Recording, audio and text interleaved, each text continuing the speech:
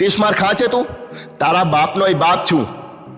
તને કદાચ તારી 7 પેઢીના નામ યાદ નહીં હોય, કમલેશ જાદવ તને તારી 14 પેઢીના નામ યાદ અપાવી દે ને એટલું વ્યક્તિત્વ ધરાવે છે.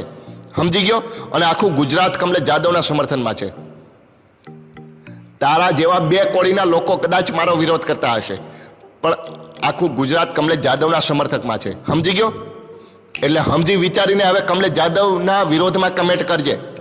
બાકી કમલેશ જાદવ સિવાય બુરો અને ખરાબ વ્યક્તિ કોઈ નથી. આ હું તને ઓપન અને ખુલ્લી ચેલેન્જ આપું છું સોશિયલ મીડિયાના માધ્યમથી. કારણ કે નમાલીના નામર્દના પેટના તે મારો નંબર બ્લેકલિસ્ટમાં નાખી દીધો છે અને વોટ્સઅપમાં તે મને બ્લોક કરી દીધો છે.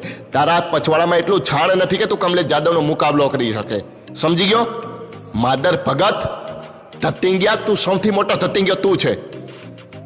તું ખુદને જોઈ લે, પેલા ખુદની અંદરનું વ્યક્તિત્વ તપાસી લે.